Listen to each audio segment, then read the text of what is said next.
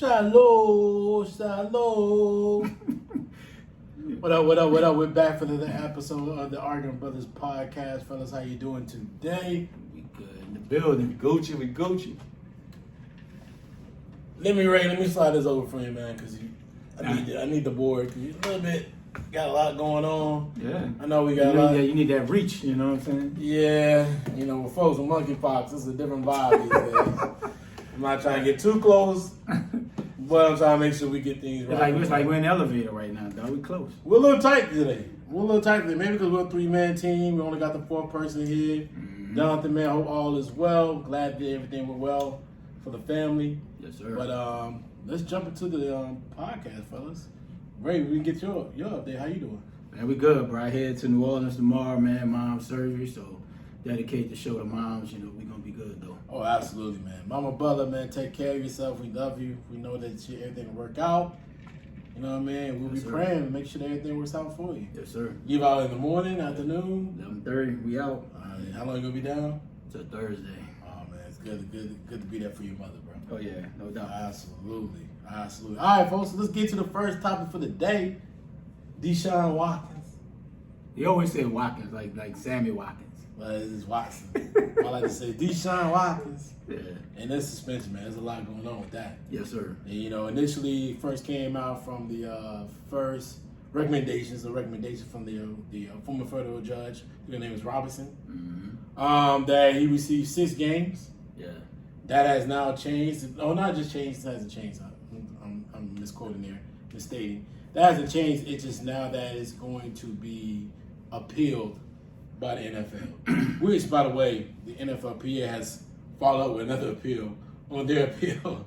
But, man, so, Key, you started off for us. What was your thoughts on hearing that he only got 6 games? Because you sent the text out, so did I. You were like, he only got 6 games, which I think maybe they've been in line with what you were thinking anyway. I'm not totally sure.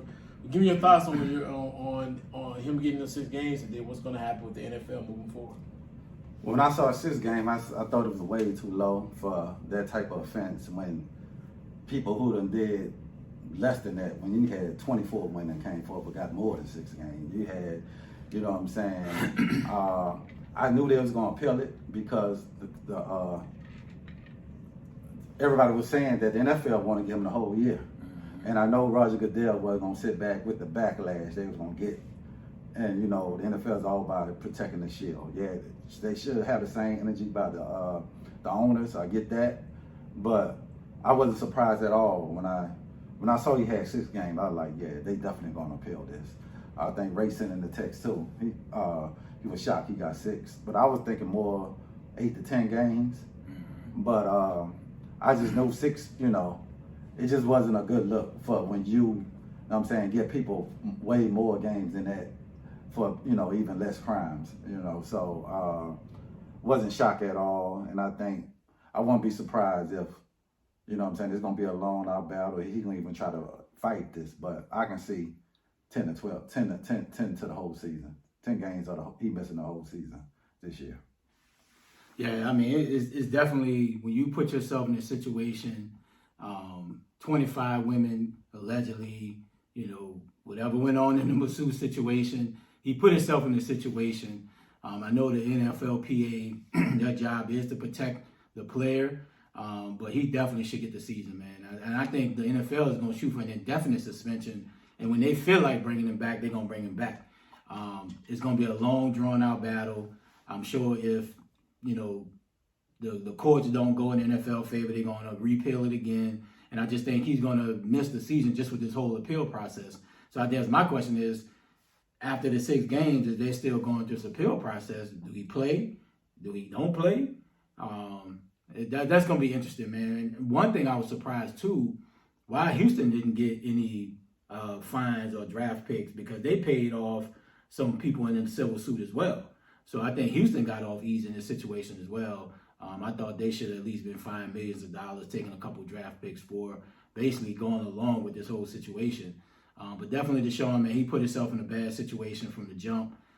Not playing last year, but 6 games is definitely not enough. And I think the NFL wants to set a standard and make an example out of him. And I think that's what they're going to do, and that's why they're fighting so hard for it.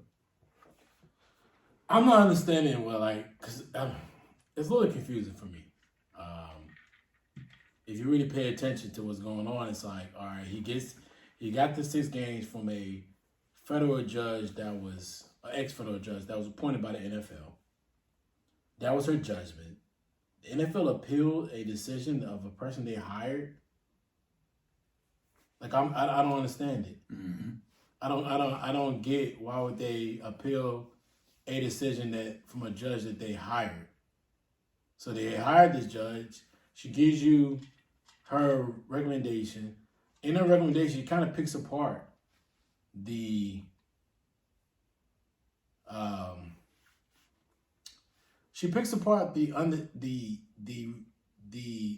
NFL's policies and procedures. So I don't understand why that would be anything else but what you would see there. She picks apart the policies and procedures. Mm-hmm. She says like, hey, listen, based off the grounds and rules of the regulations of the NFL and the policies and the punishment that you've been provided in other situations, this is an unprecedented situation, right? Never heard of this before. This never happened in the NFL. But in the other terms and things you've done, this is the length and the punishment you had outside the gambling. Yeah. With Cavalry, like that's what they gave. That's what she gave him, 6 games. Yeah, he's wrong, but like I don't understand what is the narrative now. I don't understand the narrative now. I can't get it to understand like, all right, you got these 6 games, but these are based off your policies and procedures that you have in place at this point. Mm-hmm. If you go and bring somebody else in and you try to bring in a different judgment, who can clarify that judgment is more qualified than the person than the ex-federal judge? Yeah. I just don't understand. Like, I think 6 games should be more. But if you bring in an ex-prosecutor, you bring in an ex-prosecutor to appeal. Why is the appeal more should be determined? And you think about this, like, NFL is a private entity. It's not a public entity. It's a private entity. It's not a public organization. So, like, what is it that, I don't understand, like, why would they look at it like it's anything else? I don't get that part. Yeah. Maybe that's something like I'm just not understanding. Like, all right, like, okay, I get what your issue is, but you don't have anything in place that protects the interests of the players and the owners in the NFL. So against the situation, that's why they didn't find Houston, Texas. Yeah. That's why they didn't find anybody else. They should have. They should have. They said that Kyle, what's his name, is a part of the situation issue. So why they didn't find him? Why they didn't find the Houston, Texas? I don't understand it. So it's like, all right, you're doing these things, and I get it, but now it's like you have no policies in place that can define why you're making the decision you're making. So it's always going to be public opinion. Yep. It's always going to be, the public is going to be, if the public has an outcry, they don't have an issue with it. Yeah. Same thing with Mike Vick. The same thing happened to him. There's a public outcry, and it got pushed out even farther. I don't understand what they're going to do, bro. Yeah, what more this judge going to find that the other judge did? He's not even a judge. He's a prosecutor. Yeah, like what is he going to find more that hasn't been looked into for the past, a year and a half, going on 2 years? Like, what more is he going to find to justify a year-long suspension? And that's what's going to be interesting about it. Yeah, that's the thing I don't understand. Like, for me, I get why she gave him 6 games. She's basing it off prior situations that's happened in the NFL, and she's also based it off the NFL's inept defining of what they need to do when a situation like this happens, which makes sense because it's never been happened before. Yeah. But at what point, what do you do? Like they gave, what they give dude that went to Dallas for the sexual assault when he threw his girl on them guns? And what they gave him 10 games? Greg Hardy. Greg Hardy. They gave him like 10 games, right? Something like that. Mm-hmm. And gave Ezekiel for whatever he did like 6 games. Yeah. Mm-hmm. There's no consistency. There's no consistency, so it's like you don't have anything in place. So how can you really say like, all right, this is the best move, this is the best judgment? Yeah. I don't get it. DeShuan is probably happy with 6 games, honestly. Oh, I'm pretty sure. Of course he happy. He like, boy, of course let me do these 6 and get him out of here. That's why he said he wasn't gonna contest whatever the judge did. But Roger Goodell like, nah. He gonna at least get the year to 10 games. And if I'm Roger Goodell, you shoot your shot, right? Like go ahead and appeal it. They did it Right, already. I'm saying, like, why not do it? The worst he can come back, he still gets 6 games. Because Roger Goodell got the final say so, not the judge. So I wonder, so if the judge come back and say, okay, 6 games, so Roger can still give it Yeah. more? Oh, Yeah. shit. DeShuan gone, bro. Yeah. DeShuan out of here. Yeah. Roger Goodell He got the gonna final be say suspended so. indefinitely. Yeah, he got to finally say so. So it'd be where, But when I feel like you come But that's back. what I'm saying. Like, that's not what he's doing, though. He's bringing the prosecutor to take away the final say so from him. But he still get the final say so. I don't know if it's a prosecutor recommendation. Is it a recommendation factor, or is the prosecutor that he's bringing, the ex-prosecutor he's bringing in, is the final say so? But I think what that's he what people provides saying. information wise. Yeah. It's too much ambiguity in that process. So you don't understand what's going on. Yeah. It's too much, man. It's too much leverage for him. It's too much ambiguity there. He can do what he wants. True. So it's like I'm more confused than ever. I don't get it anymore. I don't get why this is even like. I get why it's an issue. I don't get why they're going through these different domino effects and it's just to a point now where it's back to where we square one, where the players had a problem with Roger Goodell being able to define them and provide those punishments. Yeah. And there was never a definition or a defined moment why they're doing what they're doing. He could not define the punishment he was providing or what the NFL was providing. Yeah. And it felt like he was just giving all these fines and punishments, but he wasn't doing else. And where's the NFL with the owners? What's going on with my man in D.C.? With Snyder? Yeah, he gonna be gone. When is Snyder eventually gonna get out? And why they haven't fined him? They fined him, but why didn't they suspend him? I think he coming up next though. I think they're gonna force him to sell. They suspended the owner of Miami, Ross. Yeah. Why they don't suspend him? Yeah, that's interesting too. So it's just one of those things that I'm at a point where I don't understand anymore. But I think from a Roger Goodell standpoint, like the players were complaining, like we have no, like you're the final say so. You're crucifying us. You make the fine. You're doing everything. So I guess he's like, all right, we're gonna give it to a third party, and then I'll make my final determination to give you a benefit of the doubt type situation.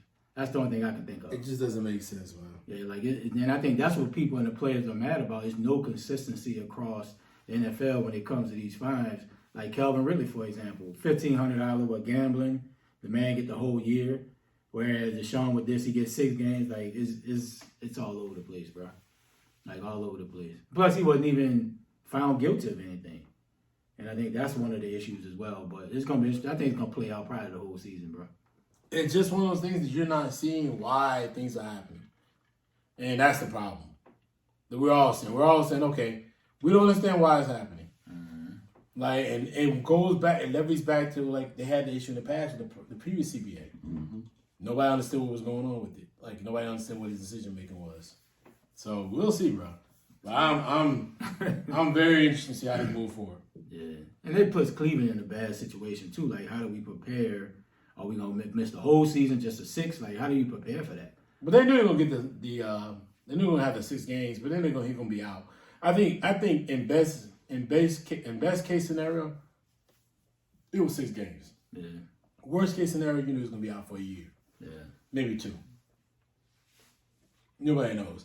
But y'all remember in her report, I'm not sure if y'all read it. I didn't read it that thoroughly, but I kind of read snippets here and there. She also put an emphasis on he was out last year. Yeah, but he was paid. But it wasn't defined why he was out. Yeah. It was just like he was out. So they were like, he's already done a year suspension. But they ain't the NFL. That was Houston. Houston ain't want him to play. He still got paid. But he still was out though. And they were like, hey, he's out. Like he's out, whatever. But that ain't time served though. Is it? No. Is it? Hold on. He was practicing. He just Houston told him not to play. Houston showed him that. Hold on. If you go to jail, if you're in jail, they don't give and they you don't go to you go to jail before you go to trial. They still give you time. But NFL didn't say you couldn't play. There was a Houston Texas decision. This wasn't an NFL. Is that? But that's not it. That's not against the NFL. The NFLPA can defend the fact that he's already signed. But they wouldn't win that because the NFL didn't say we need you to send. And I don't know, even if he's suspended for this year, is that non-paid?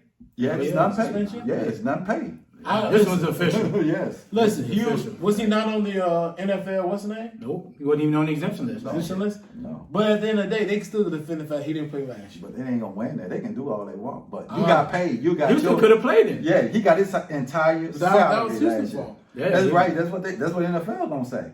Like we didn't say you couldn't play last year. And I bet Houston look back on it, bro. You might as well just play the man. Yeah. Like, bro, you're gonna get the backlash regardless. Like, you might as well win some football games. Like, for real. Well, at least they got the number 1 pick, so he gone. So Yeah. They got a nice little king ransom for him. so at the end of the day, they said we know he gonna leave, so we might as well just tank the season. Yeah, true that. True that. They got a ransom for him. All right, let's jump to the next topic real quick. The Patriots, Terrible. America's team, basically, right? Yeah, it seemed like it, right? What is Cowboys fans might have something to say. right now? The Patriots they don't have a real OC. They don't have an offensive coach at all, actually, right? To define who their offense is and what they're getting from their offense. So Ray started off. What was your thoughts on Belichick not declaring a OC, offensive coordinator, and what this is going to do with Mac Jones moving forward?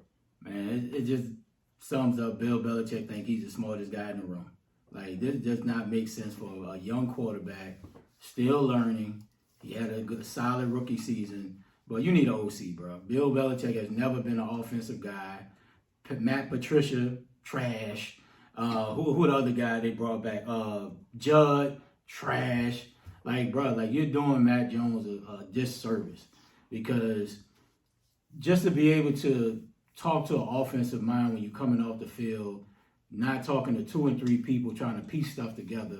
It's just Bill Belichick trying to be like he's the smartest guy ever, and it's not going to work, right? Like, the Patriots are in a dogfight division, and it's no longer, Patriots going to win 9-10 games every single year, run the division. Them days are over, and I just don't get it. Like, why not hire OC after Daniels left?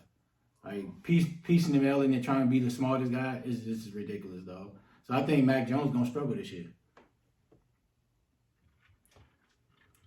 Yeah, I don't know. I guess he got somebody calling the plays. They just ain't gave him a title yet. I don't know. Bill Belichick doing, but do have won 6 Super Bowls. So Right, when you got to go that quarterback, hey, bro. but hey, hand to hand, a lot of them Super Bowls Bill Belichick won. Tom Brady didn't. But that's what I'm saying. But Bill coming from a defensive standpoint, Yeah, I get it. But not an offensive, creative mind. yeah, so you just gotta see how it play out. It definitely look bad. You not naming Bro, somebody who do that title. Yeah, it's never been done before. I understand it, but Yeah, you nobody. gotta just see what Bill Belichick is doing. One of the probably greatest coaches of all time. He is, but come on, bro. But yeah, I just don't see. Oh, they both gonna call plays. You can be like offensive coordinator 1, offensive coordinator 2. But I'm definitely, this is an interesting topic, and I just want to see where that's gonna go. But I'm just gonna wait and see in the season happen and see who actually with the clipboard calling the plays. Just because you don't have a title, you still got somebody calling the plays. Because I don't think Belichick gonna call the plays. Yeah, but even Judd and Patricia, bro, like, what have they done from an offensive standpoint to be like, we're going to have this dynamic offense because of what these guys have done in the past? Patricia's been a defensive coach. Judd was a special teams coach. Yeah. Like, come on, bro. If I'm Mac Jones, boy, I'm pissed. Boy, I'm pissed. And this is where, like, Mac Jones has to show that leadership and step up like, yo, this is unacceptable. Like, Rob Kraft should be pissed. Like, bro, come on, bro. What are you doing? I don't think it's that big of a deal. Watch. Listen, Bill is Bill. He gonna do what he does. Very aloof, very negative, very You gotta give him the benefit of the doubt. sauntering personality. But he knows his information, he knows his stuff, he knows what to do, and he's probably gonna put the best guy in the best situation. People know that Joe Judge actually was a tight end coach. He wasn't always a special teams coach. He was actually a tight end coach at the University of Alabama. That's all You don't good. realize that. It's all good. So and a lot of people know that Dable, who is the Giants coach, actually was on the staff as a tight end coach for the actual Patriots before he came to Alabama, and then he went from there to Buffalo. So it's a little different level of understanding of NFL and sports. And I mean, Bill ain't gonna put a guy in a situation that can't handle it. He knows his NFL. He knows he knows his team, and he knows his quarterback. And it's good that Matt Jones got in better shape. Yeah, It's like he's got no stomach no more, right? he's in a better position for himself.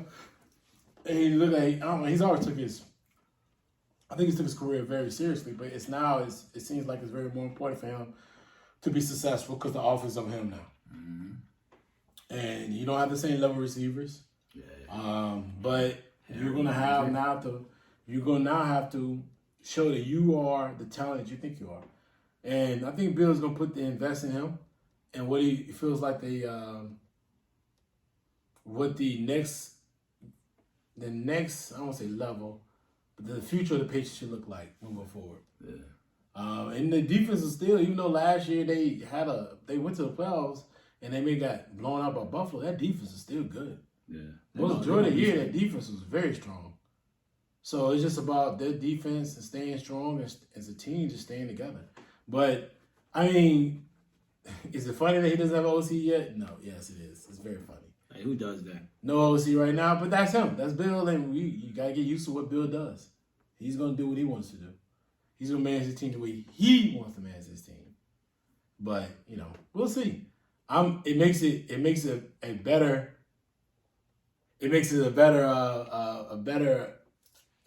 the season more important. Yeah.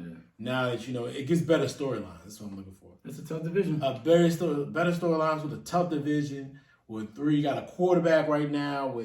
You got a receiver got traded for like all those picks, and he's gonna hopefully change the direction of the Miami Dolphins. You got a quarterback that's probably on his last leg. He has to be traded. Not traded, but he's gonna be a break or break season for him. You got Mac Jones, a young 2-year quarterback that's trying to ascend. You got Josh Allen, who's an MVP candidate. Can he take his team to the next level? We saw last time how we saw Buffalo literally before what's the name took that 10-yard route 70 yards. Buffalo last time we saw Josh Allen, he threw it for a touchdown, and we thought the game was over. It was 11 seconds on the clock. Yeah, that was a wild game. We thought it was 11 seconds on the clock. We thought the game was over. That game was wild. So he's an MVP candidate coming up this season. I'm looking at it like, bro, it's gonna be interesting. See how the season works out, man. All right, give one topic I want to bring up real quick before we move on to MLB, Major League Baseball. I need right now from the group our top 5 NFL wide receivers in the game right now. Top 5. All right. Key, I'm starting with you. Mm-hmm. Please don't come off with 2 LSU receivers. Okay. But I want your top 5 receivers right now in the NFL. Yeah, only thing I can do is go off last year. Only thing I can do.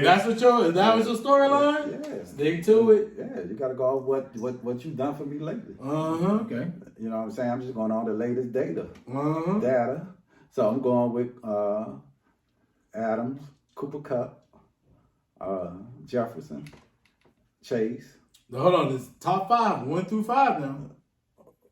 Oh, you want I want to order. I want to order how you feel the best of who. Yes. Okay, I'm going with Adams. I'm going with Kupp. Adams is your number 1. Yeah, Adams is my number 1.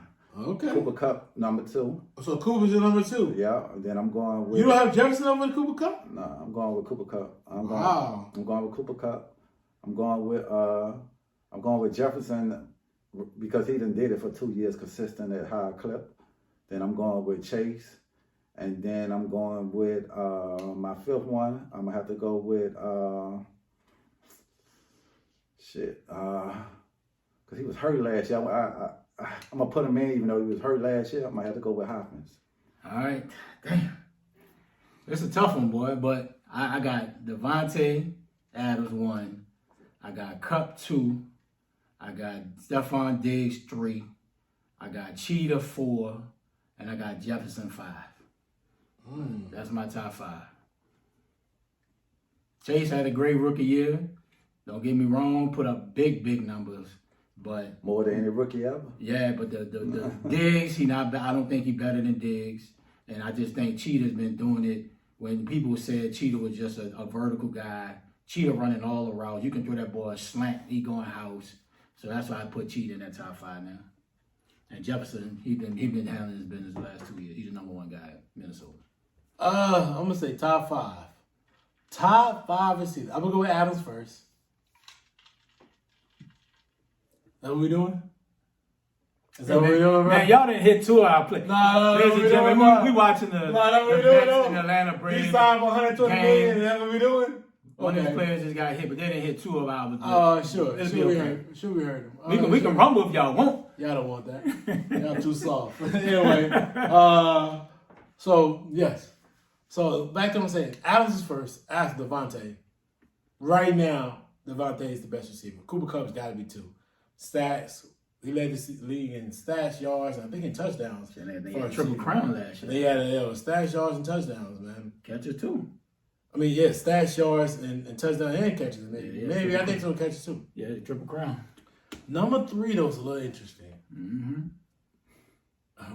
I gotta base it off what I'm gonna see this coming season. Number 3, my number 3 receiver. I gotta go with Allen, San Diego. I gotta go with Allen, San Diego. He's been putting up monster numbers for a very long time. He's not getting the respect he deserves.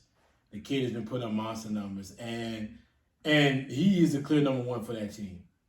He's a clear number 1 for that team. Even though he had the kid from Clemson stepped up last year, I think so. Keenan Allen. Yeah, Keenan Allen for my number 3. Number 4,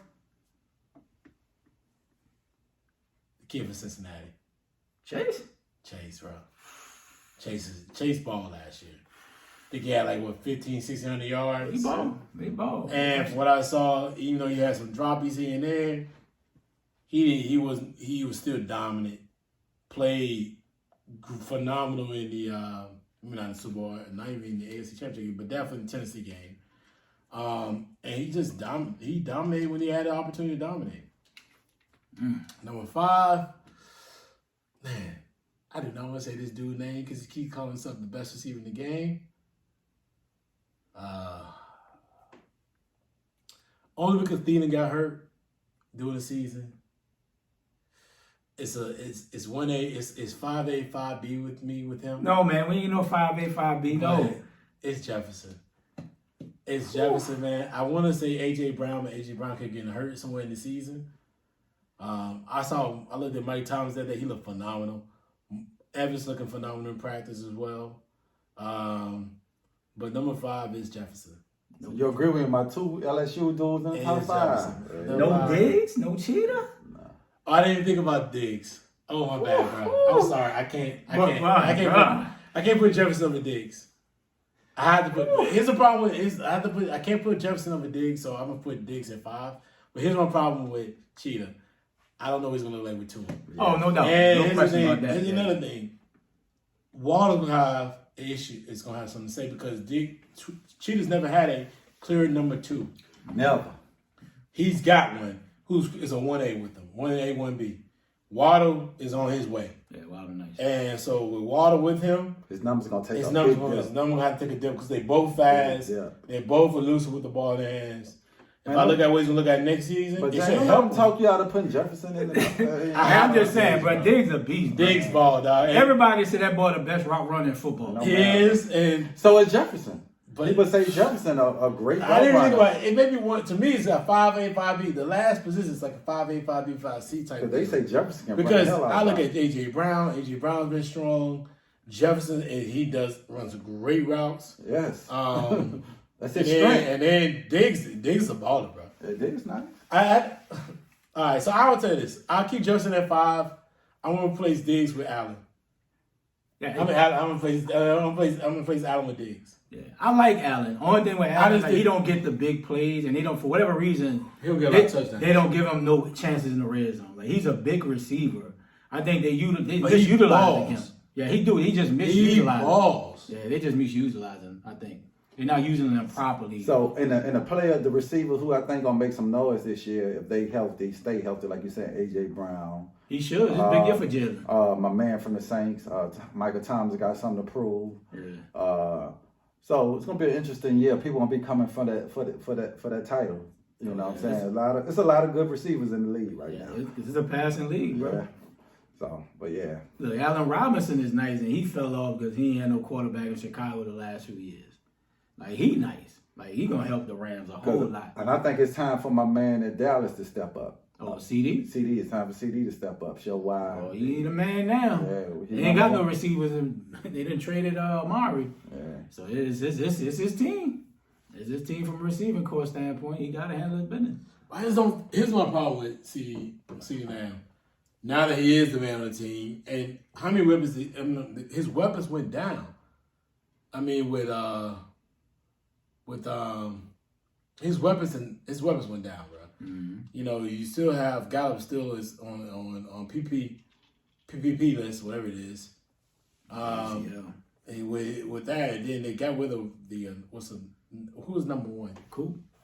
Was his last name Coop? No, Coop. No, it was Wilson. Oh, Wilson. Wilson had a good year too. Wilson, so he's gone. Yeah, so now you got like weapons that you don't have anymore. That's another reason why I'm talking about Wilson. They have weapons with Coop. I mean, with Wilson, he's in Miami. So I gotta see what CC can do because he led the league in drops. So it was second in drops. He was high out there, and now we gotta see can he really take off the way we think he can. Yeah. Because it's going to be different. Yeah, it's a big year for him because you got to step up now because Jared pretty much gave you the key to the ransom. Yeah. It's time for you. You know what I'm saying? You got rid of, because one thing about Cooper, he might not show up in some game, but he was consistent. He made Dak like Oh, yeah, he made it easy. Yeah. Let me ask y'all a question. And this is really for you two. Is this a make or break year for Michael Thomas? Do you trade him if he doesn't really come out the way you think he should? I think you do. I think if because you don't play with him for 2 years, and if he don't come out, at least going for 1,400 yards, couple of touchdowns, he get hurt again. A couple? Yeah, for 1,400, you need. I'm talking about. When I mean a couple of, like 15 or more. Okay. It'll be time to move on because there's a lot of money on the books for somebody. You know what I'm saying? So y'all do think it's a make or break year? I think too. Staying healthy, wise, staying on the field, and getting back to the elite. Because nobody even talking about Michael Thomas right now. And that's what I'm saying. He's looking good during the camp. He came out there. He came healthy. Yeah. Like his body looks right, looks strong, look aggressive. Yeah. If he get hurt this year early, same thing with the ankles and all that. It's time to move on. Nah, it's not a make or break year, bro. Because you acting like the man been injury prone his whole career, right? He got rolled up in the first game. He tried to come back. I just don't like the off the field stuff with fighting with teammates on Twitter. Just the funny shit, bro. Like, be a professional, be a team leader, and I think he's gonna perform. Like, as far as the money, man, he got the bulk of his money early in that contract, so he only got a couple years left. But I think he'll bounce back, and I think his numbers may dip a little bit. Because if Olave takes off like we think he will, Jarvis is going to get some of the carries underneath. But it's definitely not a make or break year. He had the ankle injury. Like, it's just a fluke accident. But I think he's going to perform at least get 1,200 yards. I think that's pretty easy. That's 60-something yards a game. So I don't think it's a make or break year for him. I think it's a bounce back because we need him. But I think we've addressed a lot of the issues we had in the past where Michael Thomas was 1A, 1B, 1C, 1-3. He was everything. But I think we added depth now. But I don't think it's a make or break year for him. That's interesting. I just wanted to know, do y'all think it's a make or break year for him? He got to stay healthy. Because it seems like to me, like, he's coming in the season like it's like that. Because like you said, nobody's talking about it. But you're talking about, it's not off the field stuff, because in the in-house and fighting, that's the on the field type situation, the team situation. It's just the other stuff. Yeah. But it seems like his behavior is the reason why. That's what I'm going to say. Yeah, his behavior be tricky. It's his behavior gives him like, hey, you really show, like, you're only going to put up as much as how valuable you are. Yeah. So is his behavior like, all right, bro, like, if your behavior don't clean up, we're going to have to get rid of you. Yeah. I was like trading him last season, bro, like punching Chauncey Gardner, like beefing with Sean Payton. Like, it's just that type of stuff, bro. It breaks teams when you're supposed to be a team leader, right? That's the stuff that we just don't need, right? That's what makes teams fall apart, and that's why I would have traded him because of all that extra stuff, though. Let me ask you a question. So, what do you feel about? And it's been broadcast, right? What do you feel about the damn good catch? What do you feel about the tackle that's been sent home, the rookie? I like the aggression. He's been sent home the last 3 games. Have you heard about it? But so the Saints rookie. And you drafted in the first round, right? It was the first round. He's been sent home the last 3 games for fighting. When y'all hear that, What you say about how do you that? feel? You can feel either way about it. You want somebody with passion. You want somebody that, I always say, I want players I gotta calm down, not players I gotta get hyped up. Yeah, you gotta I'd ramp them rather up. try to calm you down than try to get you ready for the game.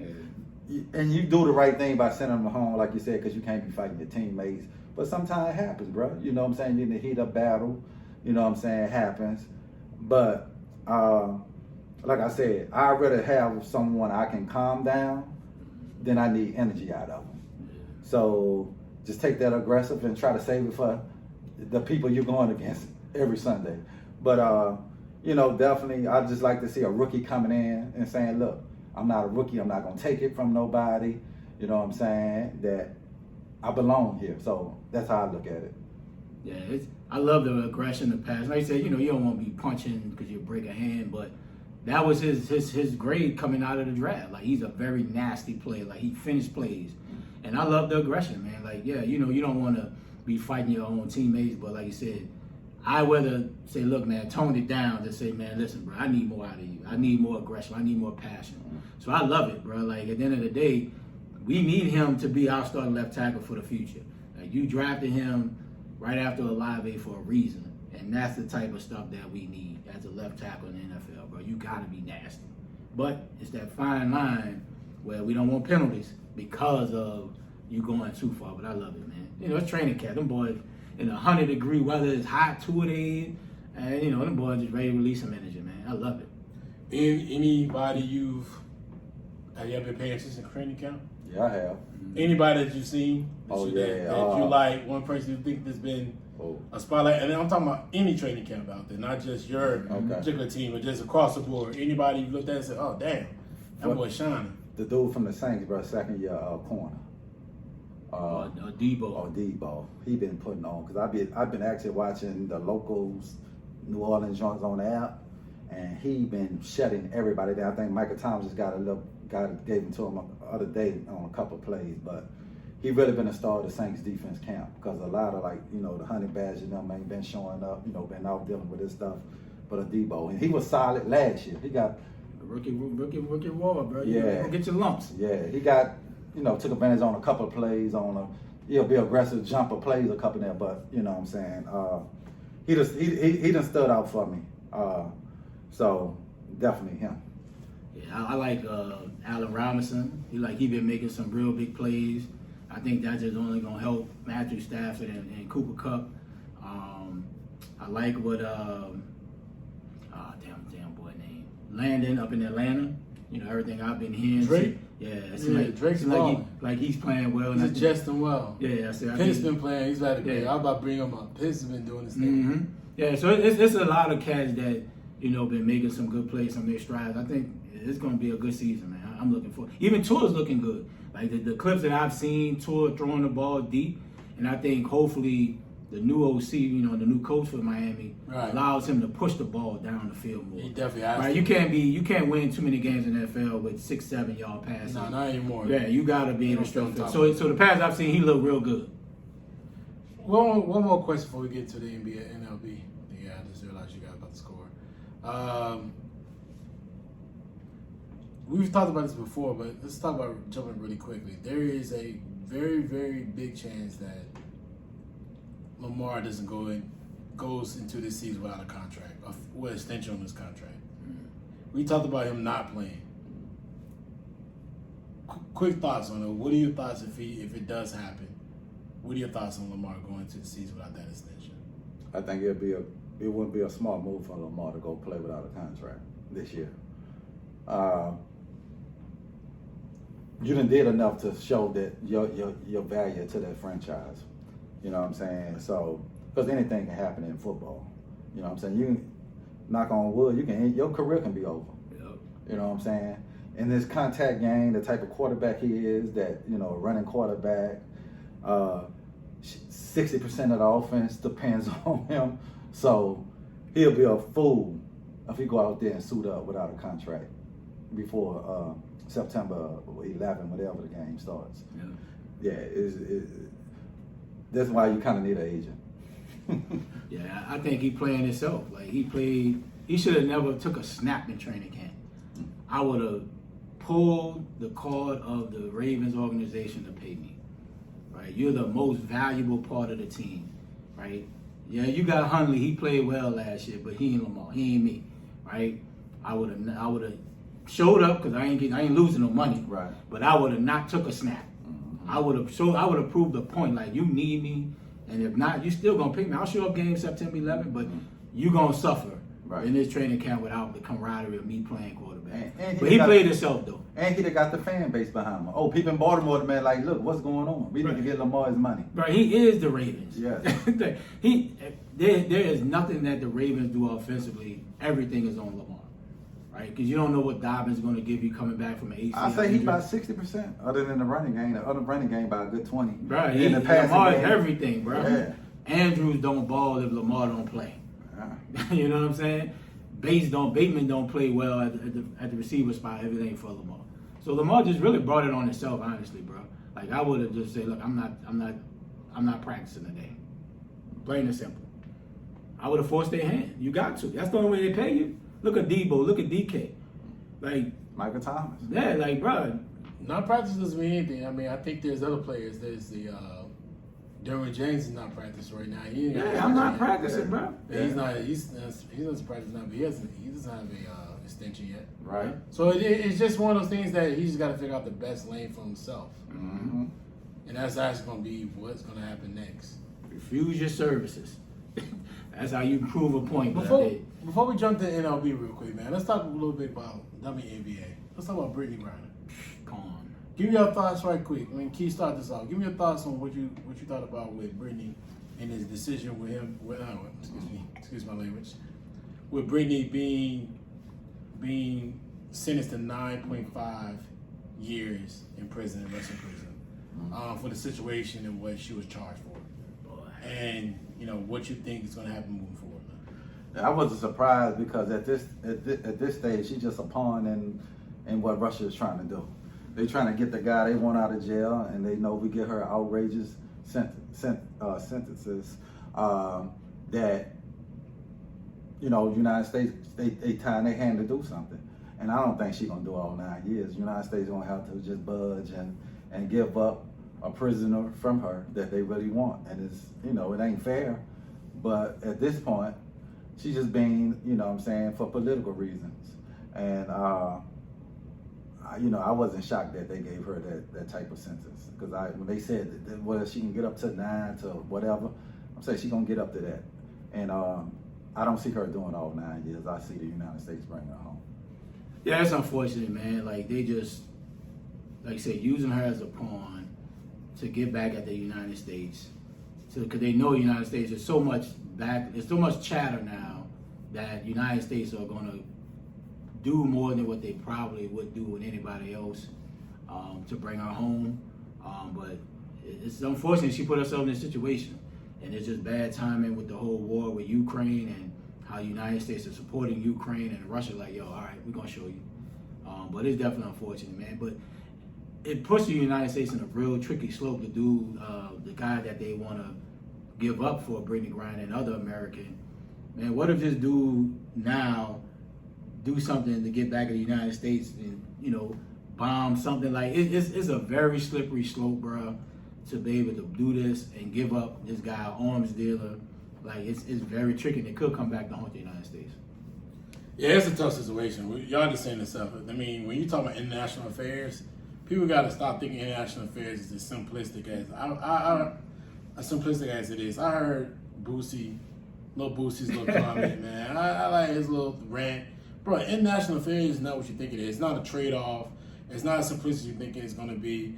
It's not something you can just wake up and be like it's going to change. International affairs and international dealings and things of that nature, it comes at a penalty. Mm-hmm. It's a price to pay. So it's like you got to know it's a price to pay. And if you don't know what that price is, stop talking about it. Yeah. It's not what you don't really is. She's not the only person. They convicted a dude for, I think, espionage in like 2020. And he's a white guy, white male. Got him for criminal espionage for 2020. He's like locked up for they gave him 16 years. So it's like, which is something that's never going to look at that level over in the States. Stop speaking on things that you don't know. Yeah. It just doesn't make sense. You don't realize what it is and what's going on. Stop blaming the vice president or the president. Yeah, we say Kamala. It's a very particular situation. You don't know it. You don't know what it is to trade out there, make that type of trade. You can't just make that trade because he says something. Yeah, bro. It don't work that way. It's just one of those things, and it's very unfortunate for her. And clearly she is a pawn, because if it wasn't for that, she's been in Russia for the last 8 years playing basketball there. She knew what was happening. So she knew, not only that she knew, but Russia she's well known in Russia. So if the politics that wasn't in play, you would have known that already, because she's well known in Russia. But they gave 16 years to somebody you didn't know. Yeah, the boy Whalen. Yeah, That other guy that they that's what I'm talking about. Yeah, like, like for espionage, you gave him 16 years. Yeah. And you don't even know who he is. And they just caught another American in Russia for weed. They just sentenced him the other day for, I think, 14 years.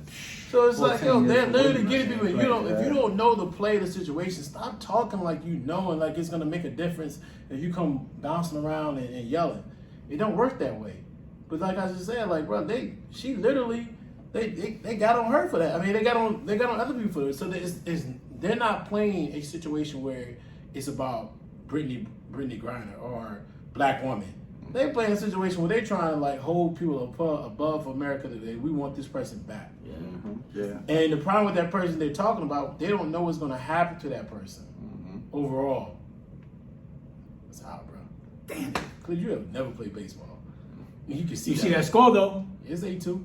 But at the end of the day, you got to know the situation, the parallels of it, so that we can make sure that we're making the best decision from a country standpoint. Yeah, you got to. Right?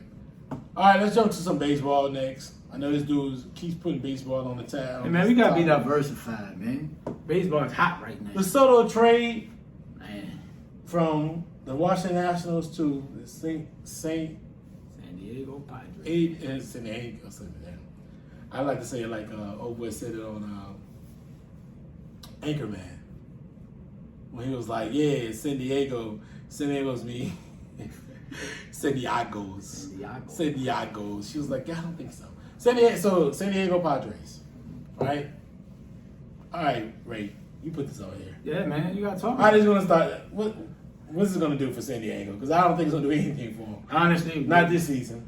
They got, bro, when they get Tatis Jr. back, Which is this week. He's already a doing double A assignment. Yeah, he's already doubling. They got 3 cats that can honestly be the best players. Are they in the Major League wild Baseball. card position right now? They fighting with Atlanta. They fighting with. They're not fighting with Atlanta, bro. We're like, Well, they're right there. We're Right 10 there. games above everybody. Well, they number 2 in the wild card right now. They're number 2, but to get him at the age of 23, when baseball players are playing well into their 30s, late 30s, is big for the Padres because they're fighting for supremacy with the Dodgers in LA, in California area, in that LA, San Diego area. So for them, they needed this splash to get Soto at the age of 23. You still have him for 2 years before you even give him a big deal. And then I like the part of the trade where they threw in Josh Bell, the first baseman for the Nats. He's batting over 300, got 17 home runs. And I think the Padres are primed to make some noise in the NL West, bro. I just like the trade. Now, from the Nats standpoint, they just taking, bro. I think they about to sell and all that. But, I mean, Soto is one of the top players in the MLB. You put it with Machado and Tatis Jr., man, that's huge, bro. That's huge. Huge. Next season. We're going to see. But like I said, they got him for the next 10, 15 years. And they young, and that's what I like. Then they made another trade. So I like what San Diego doing, man. They got to compete. They're showing that they're not scared to spend money. That's what it shows. Well, Key, you can skip this topic, though. I can put a little bit. I think it's a good. I'd like, because they feel like they ain't, you're in the Cali market. Dodgers out there making big celebrities. You get the stars coming, people gonna come and support what you're doing. So they trying to stay relevant with the Dodgers and Cali, bro. You're in a big market, so why not go get big major players that want to live in Cali, turn the franchise around.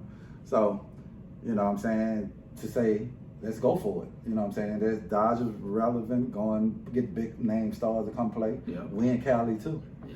So, You know what I'm saying? You gotta like the moves. Even that James said it might not win this year, but going down the line, you're in the winning business. That I'm in Cali and I'm trying to compete with the Dodgers. Yeah, it's a 2-year, 3-year gap type of thing because but it's 2 years because he only has 2 years on his contract. Yeah. So it's a 2-year thing, and you hope not maybe this year but next year. If you get into the wild card and you do well, but they still have a pitching issue. Yeah. So it's still a problem there. But if you get there and you hit well, yeah, maybe that may make it. You may meet the Mets in a one-off. Yeah, I want that. They do want it because Mets not that. I don't know why. Just because you win it right now, it's anything. At the end of the day, And my man Pedro used to say day. with the Red Sox in here, who's your dad? Who's daddy? Who? And my man Pedro You said. ain't ours.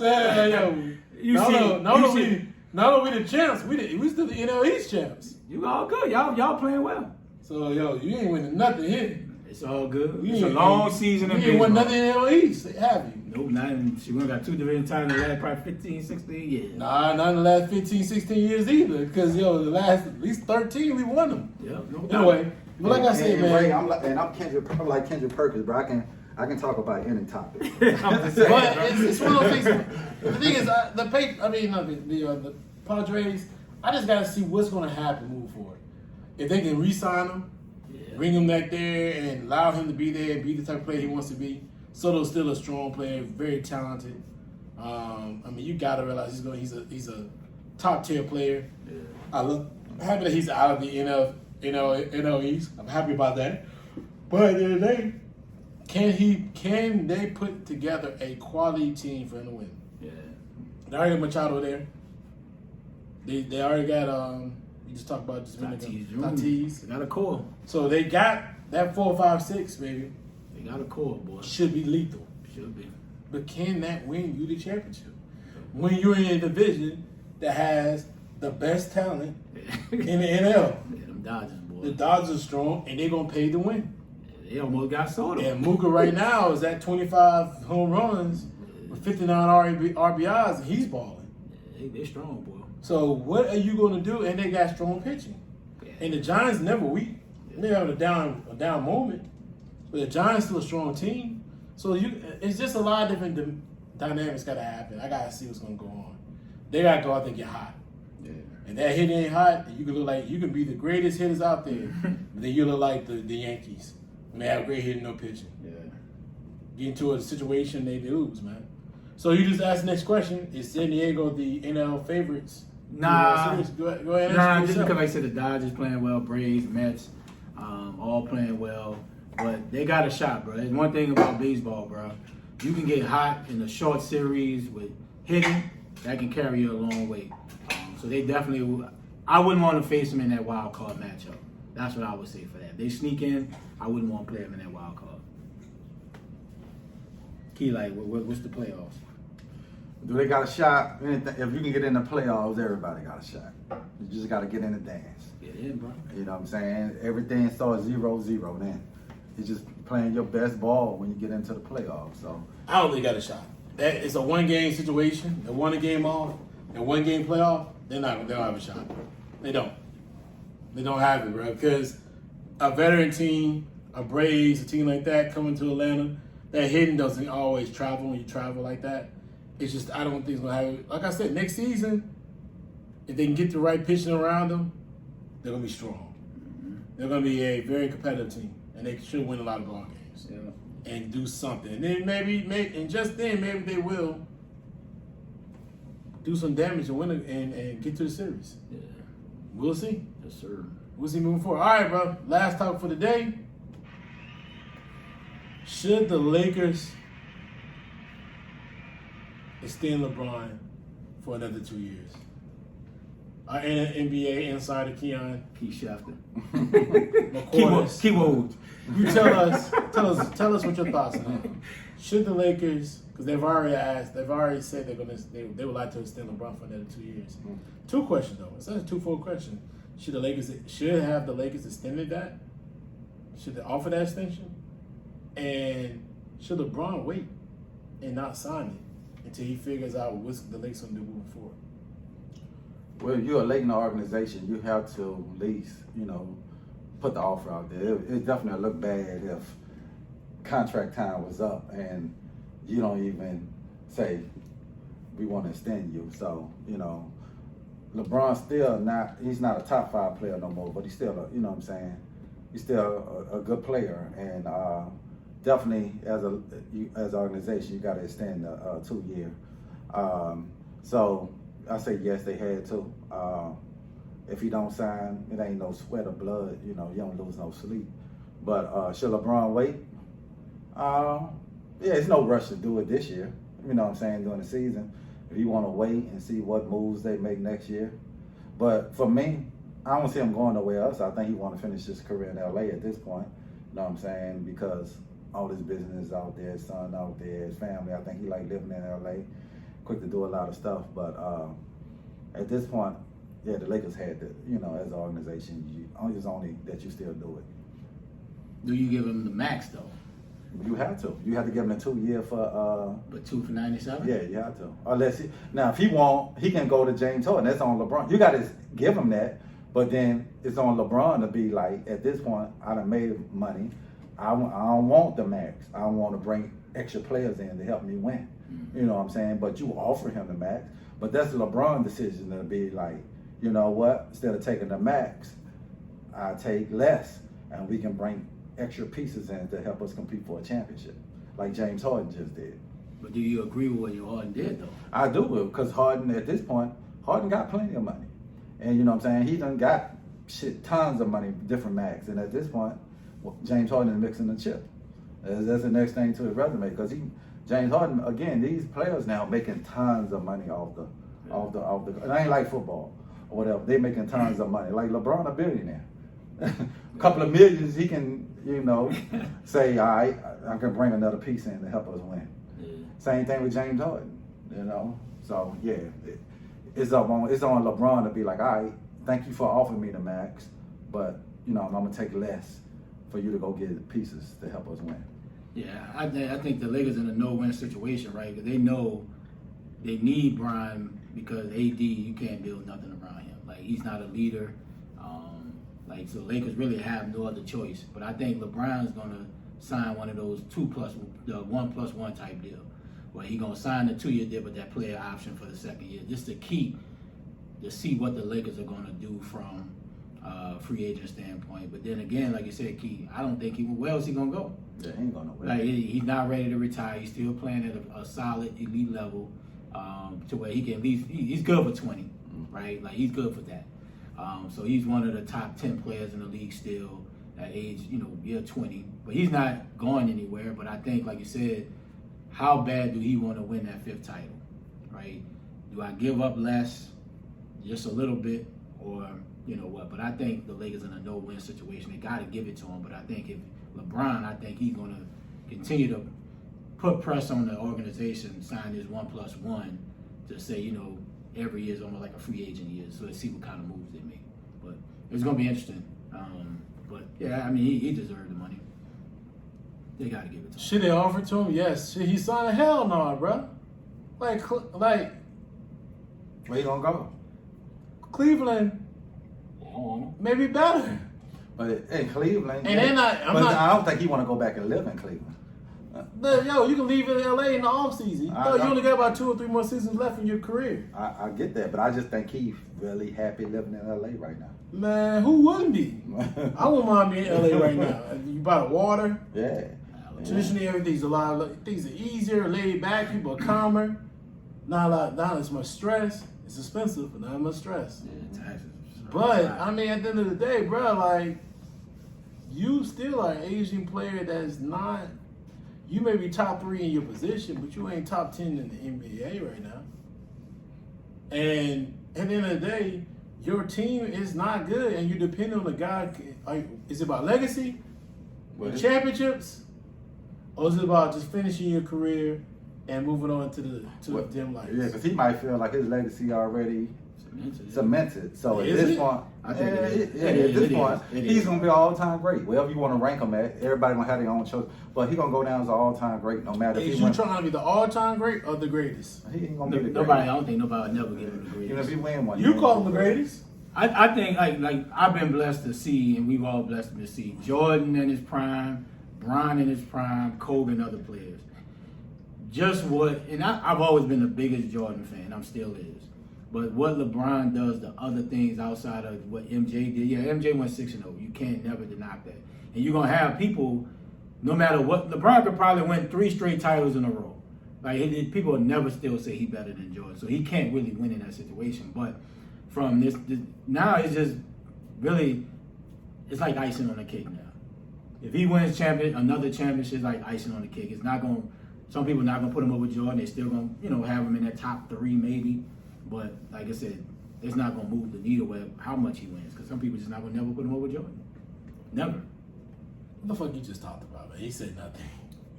At the end of the day, you're still feel like LeBron. I think he's the greatest of all time. So what I just say? Yeah. Right. I just said He feel that I gave you evidence, and I said you said you feel that way. So and at the end of the day, so there are people who feel like he's the greatest of all time. So my thing is, does he want to be the greatest? Yeah. If he wants to be the greatest, you're gonna go after championships and try to end your career with more championships and more wins and a scoring title. I mean, not scoring title, but the scoring record, and be the greatest in all aspects of basketball. Well, You're not winning wise. He ain't gonna never. You're not gonna win the chips like that Right. Well, it depends. It depends in on. LA. But that's what I said. It depends on if he take less, and then the pieces they go to give him an opportunity to compete for a championship. Because Russ money gonna be gone next year, which is 48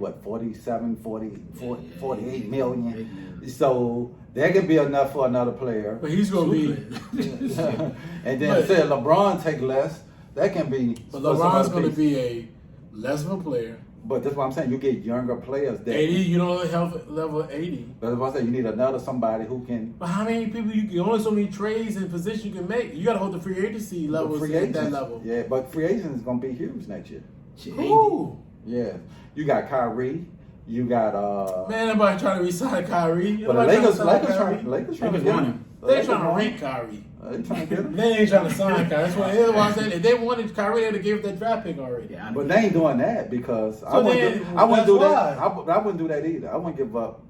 No, I'm not. First of all, because I don't know what Kyrie gonna show up. Exactly. That's what I'm saying. Like they're trying to rent Kyrie. But from now, Kyrie's gonna be on shorter deals. Nobody's giving him the max, no matter where he go. So those days are gone for Kyrie, where he's gonna be getting 5-year deals. Yeah. those days are gone. You'll take a 2-year deal on Kyrie. Oh yeah, no doubt. That boy must see Bob. You saw that highlight thing you posted, that boy. When that boy. But Kyrie's a magician. He's a magician. But at the end of the day, I don't see how Kyrie can be. Kyrie's not gonna be a decision maker to a point where they're not giving that pick. They'd have gave the pick already. I wouldn't give it when you get him for next year for nothing. So you just but KD. No, you don't take that season. No, you try to win. AD's not gonna be the same player next year. But LeBron's gonna be on his deal. He's not gonna be the same player. But next AD, year. this is a make or break year for AD. AD this year he gotta come in like his first year when he had something to prove. They get that AD back, and then you know what I'm saying. You got to get a top 5 AD. You know what I'm saying? AD was playing top 5 when he first got to the Lakers. That bubble, no injury AD, no injury every day. So AD got this year. It's a make break year for him because he got to show he's the best player on the team. Because how he goes, the team goes. And so I agree. Yeah. So the Lakers doing right now. We not give up no 2 first-round picks for what? Would you give up one? No. Okay. No. Because no matter what you do this year, you're not gonna win the championship. Kyrie or no Kyrie. So you don't think if you get Kyrie, Bron, and AD, you don't got a shot? No, you're not got a shot. Wow. Because the defense wise, you got to get younger. They got younger.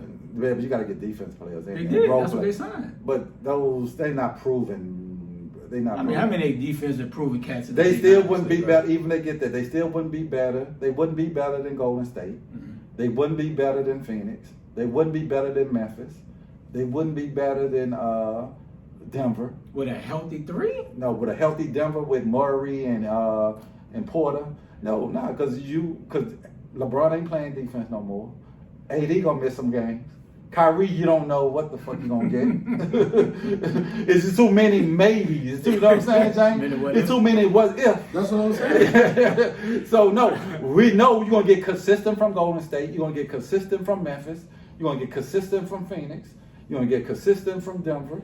And you got like the Pelicans and all these teams. Memphis is gonna be interesting though. Yeah. So can they stay at that level? oh yeah, they get better every year. I think they could. They get better every year. Not an eyes on you. Yeah, and they younger and they got experience now. So yeah.